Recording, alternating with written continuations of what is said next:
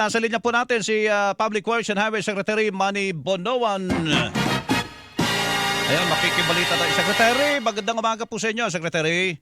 Hello. Camelo, magandang umaga Opo. po sa ating mga listeners. O kaya po kami napatawag din, syempre yung una-una yung lifestyle check na ginagawa kung umuusad na po yan. Pangalawa po, dito natin umpisahan, bumuo na raw kayo ng isang anti-corruption task force. Opo, para doon magsusumbong ang publiko do sa mga yung mga anomalyang proyekto ng DPWH do sa kanilang mga lugar. Opo, ano po ba ito, Secretary? Ano po ang purpose po nito? Alam natin, meron na tayong isumbong sa Pangulo. Baka ho ito'y duplication lang, Secretary.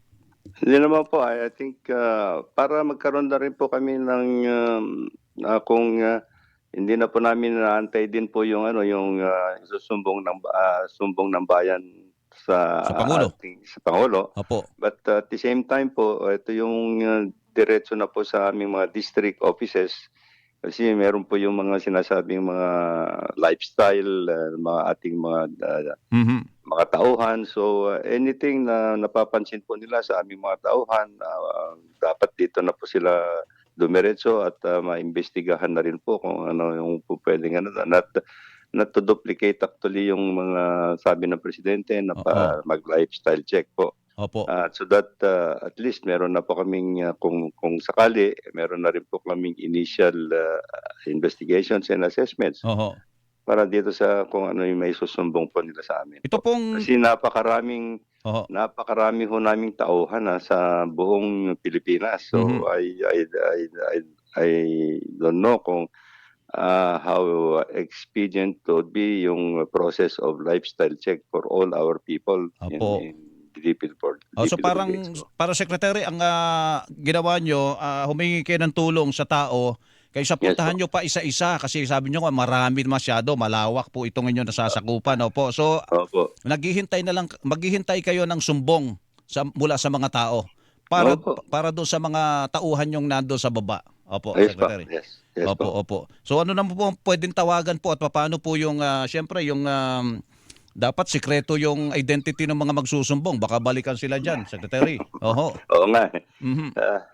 Yes po, I think we'll put it into our web po yung namin, yung contact numbers actually para doon po sila magbigay ng data or sumbong po. Opo. Para kung naman may makuha po naman yung identity ng mga magsusumbong po. Opo. So ang mga sumbong po dito, halimbawa yung lifestyle ng isang district engineer o yung mga opisyal doon sa engineering district na yan.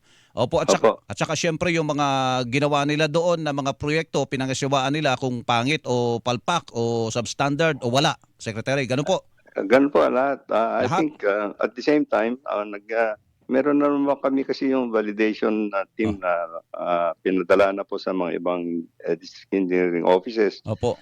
Para, di ba nag-submit po kami ng I think about, sinabi namin na completed projects from July 2022 to May 2025. So about this, mga 9,855 po yata itong mga panito.